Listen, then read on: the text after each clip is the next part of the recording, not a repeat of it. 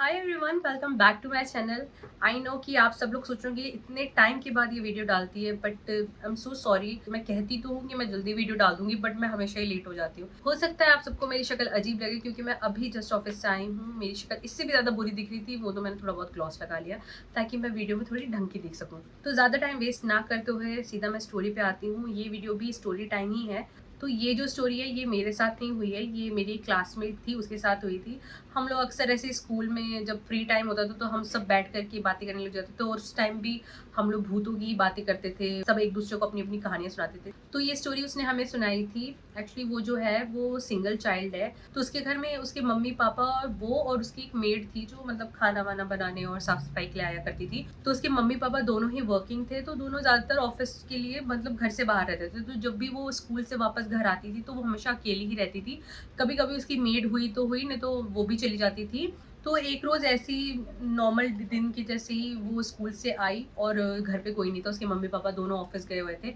उसकी मेड थी, उसकी मेड ने उसको बोला कि सारा खाना वाना जो है वो बना बनू के उसने किचन में रख दिया, और क्या क्या चीज़ है सब बता दिया कि यहाँ ये सामान है, वहाँ ये सामान है। और उसको किसी काम की वजह से कहीं जाना था, घर अपने घर जाना था। तो उसने बोला कि मैं थोड़ा जा रही हूँ, मैं होगा तो आ जाऊंगी, नहीं तो मम्मी पापा आ ही जाएंगे आपके, और मैं शाम तक आ जाऊंगी। उसने 2 बार पूछा कि आप अकेले रह लोगे ना, नहीं तो मैं किसी को बोल के जाऊँ, आपके पड़ोस में कोई हो तो उनसे बोल के जाऊँ कि आपके साथ रुक जाए।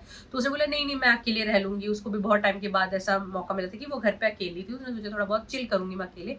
तो उसकी मेड जो है वो अपना सारा बात बात करके उसको समझा समझू के कि यहाँ ये जो भी सामान है सब करके उसको चली गई। तो उसकी मेड ने जाने से पहले उसको बोला था कि आप कुछ भी हो दिन में बाहर मत निकलिएगा, घर पे ही रहिएगा, जब तक मम्मी पापा नहीं आते कोशिश करिएगा घर पे ही रहिएगा, घर से बाहर मत जाइए। तो उसको लगा कि मे बी शायद वो इसलिए बोल रही है क्योंकि उस टाइम क्या था कि बच्चे उठा के ले जाते थे लोग, किडनैप विडनैप का बहुत सीन था। तो उसने बोला कि ठीक है, मैं कहीं जाऊंगी नहीं, मैं अकेले वैसे भी कहाँ जाऊंगी, मैं घर पे ही रहूंगी, मम्मी पापा वैसे भी 6 बजे तक आ जाएंगे। उसने टाइम पास के लिए टीवी देखना शुरू कर दिया। देन वो टीवी देख रही थी तो वो अचानक से ना बाहर से कुछ आवाज आने लगी। तो उसने थोड़ा सा उसने टीवी की वॉल्यूम कम करी कि कौन है, क्या है, घर के अंदर कोई आ गया क्या आंगन तक। तो उसने वॉल्यूम कम करी तो उसको आवाज सुनाई दी, किसी के पायल की आवाज सुनाई दी, कि किसी की छन छन छन की ऐसे मतलब आवाज आ रही थी प्रॉपर उससे। तो उसने सोचा कि ये मतलब ऐसे कौन आ गया, मम्मी तो वैसे भी पायल पहनती नहीं है, और घर मेड भी मेरी चली गई, वो भी पायल नहीं पहनती, और ये अचानक से ये कैसी आवाज़ें आ रही हैं।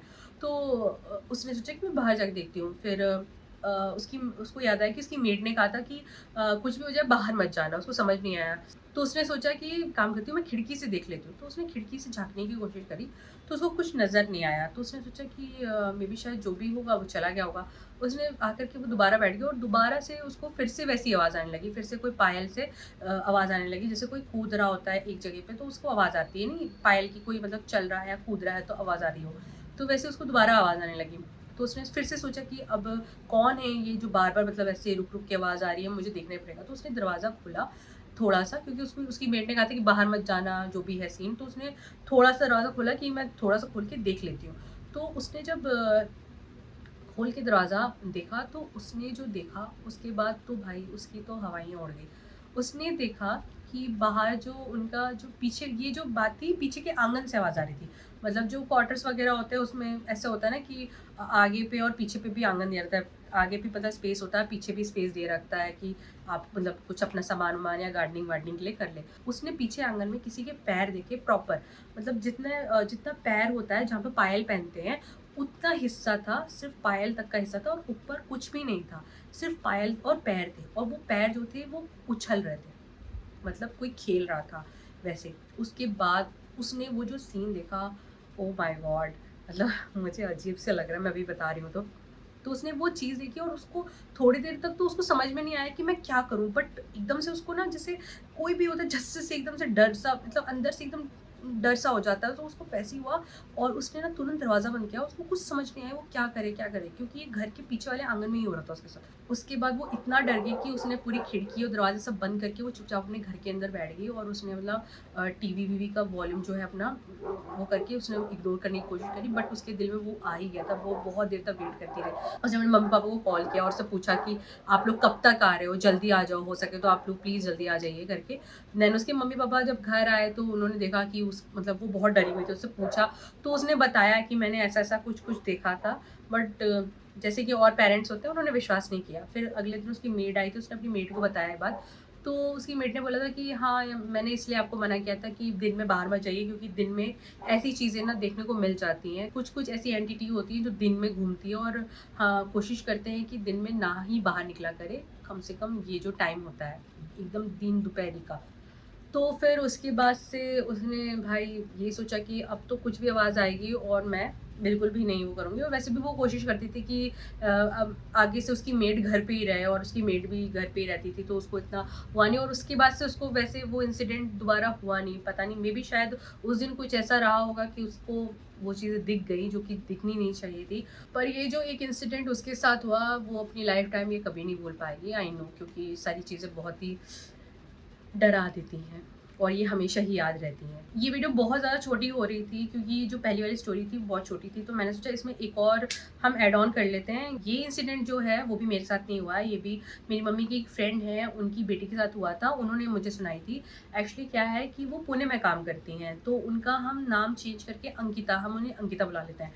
तो जो अंकिता है उसकी रोज़ की जैसे ही इवनिंग शिफ्ट चल रही थी, तो उसका जो है मतलब 12 बजे उसका काम खत्म हो जाता था, और कैब वैब जो है वो सब लोगों को लेकर के, मतलब शिफ्ट के हिसाब से लोगों को लेकर के 1 बजे के करीब निकलती थी, मतलब 1 हो गए, साढ़े 12 हो गए, तो उनके फ्रेंड ने बोला कि तुमको लेट हो जाएगा, तो मैं वहीं से जा रहा हूँ, तो मैं तुम्हें छोड़ देता हूँ उस साइड। तो उन्होंने बोला चलो ठीक है, वो मुझे छोड़ देगा, थोड़ा जल्दी पहुँच जाऊँगी, क्योंकि कैब जो होती है वो अक्सर लोगों को छोड़ते आते हैं। तो जैसे आपका घर, अगर आप अपने खुद की व्हीकल से जा रहे हो तो आप आधे घंटे में पहुँच जाओगे, बट अगर आप कैब से जा रहे हो तो वो किसी और को छोड़ते हुए, फिर किसी और को छोड़ते हुए, और थर्ड नंबर में आकर आपका नंबर लगा तो आप समझ लीजिए आपको 1 घंटा लग जाएगा। तो उन्होंने सोचा कि 1 घंटे से अच्छा है कि मेरा फ्रेंड मुझे छोड़ दे, आधे घंटे में मैं पहुँच भी जाऊँगी।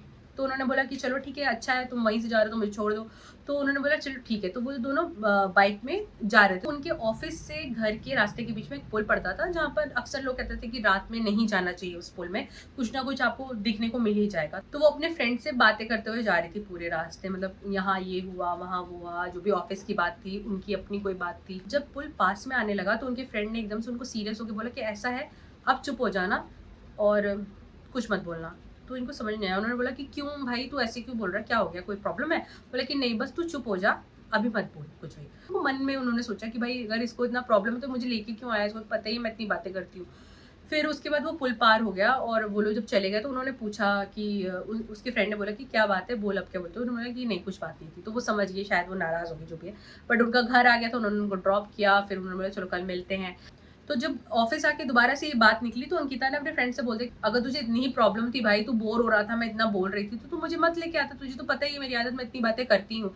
तो उन्होंने बोला कि नहीं यार, तू समझ नहीं रही है, मैंने तुझे इस वजह से मना किया था कि तू, वो जो एरिया है वो ठीक नहीं है, वो सेफ नहीं है, वहाँ पर जो भी है कुछ ना कुछ देखने को मिल जाता है। और मेरी मम्मी मना करती है, मतलब उनकी मम्मी, मतलब उनकी फ्रेंड की, अंकिता की फ्रेंड की मम्मी ने उनको कहा था कि जब भी वो रास्ते से आता है तो बिना कुछ बोले चुपचाप भगवान का नाम लेते हुए आ जाएगा। तो उन्होंने सोचा है मजाक कर रहा है, वैसे मेरी टांग खिंचाई कर रहा है, तो उन्होंने अंकिता को विश्वास नहीं, अंकिता ने बोला कि भाई तुम मैं ही मिली हो क्या, तुझे सुबह सुबह तुम मेरे को ही टांग खिंचाई कर रहा है? तो उन्होंने बोला कि नहीं, तुझे विश्वास नहीं रहा तो तू एक काम कर, अपनी किसी फ्रेंड से पूछ ले करके। तो साथ में उनके एक और काम करते, तो उनको बोला कि यार इसको पता नहीं, विश्वास नहीं कर रही है, वहाँ कुछ ना कुछ तो होता ही है ना। तो उन्होंने बोला कि हाँ, तुम्हें नहीं मालूम है क्या, एक इन स्टोरी है वहाँ पर जो कि बहुत मशहूर है, वहाँ पर हुआ था। तो एक्चुअली वो स्टोरी जो अंकिता को उनके फ्रेंड्स ने सुनाई थी, तो वो उस पुल की जो स्टोरी थी वो ये थी कि एक बारी कोई चौकीदार था, वो वहाँ अपने ड्यूटी से घर जा रहा था। तो रास्ते में उसको वही पुल मिला, तो वो अपना गाना गाते हुए जा रहा था। तो एकदम से पुल के स्टार्टिंग में उसको कोई एक लेडी मिली और उसने ऐसे उसकी साइकिल रोकी और उसको बोला कि मुझे ना आप ना प्लीज़ मुझे ये पुल पार करवा देंगे? उसने उसको देखा और बड़ी ही बुरी तरह से बोला कि नहीं, नहीं ले जाऊँगा, हट करके, मतलब वो निकल गया। तो उसके बाद वो अपनी धुन में चला गया। तो वो साइकिल चलाते थे, गाना गाते हुए जा रहा था, वो अपना धुन में चला गया। उसने दोबारा पीछे मुड़ के देखा भी नहीं। देन जब पुल खत्म हुआ, तो उसको अचानक से पीछे से आवाज़ आई कि थैंक यू सो मच, आपने मुझे पुल पार करवा दिया। और अचानक से उसकी साइकिल जो है हल्की हो गई, जैसे कोई उतर गया हो। उस चौकीदार ने जब पीछे देखा तो पीछे कोई भी नहीं था।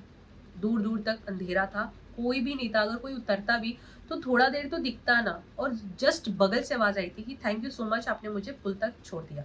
जब उसने देखा और वहाँ कोई भी नहीं था, वो इतना ज़्यादा डर गया, वो वहीं पे बेहोश हो गया। उसी रास्ते से कोई सुबह जा रहे होंगे तो उन्होंने उसको बेहोश देखा, तो उसको पानी-वानी डाल के उठाया। तब जब उसको होश आया तो उसने ये कहानी उन लोग को बताई, और ये कहानी तब से अब हर कोई वहाँ सुनाता है कि वो पुल में ऐसा ऐसा कुछ ना कुछ मिल जाता है। हो सकता है कि आज भी कोई वहाँ जाए तो उनको कुछ ना कुछ मिल जाए। तो ये सेकंड स्टोरी थी, और ये बहुत ही डरावनी थी, क्योंकि कैसा लगेगा कि यार आपने मना कर दिया किसी को कि भाई नहीं हम आपको नहीं बिठा रहे, और सडनली आपके साइकिल में कोई बिना पूछे ही बैठ गया, और उसके बाद उतरने के बाद आपको थैंक यू भी कह रहा है।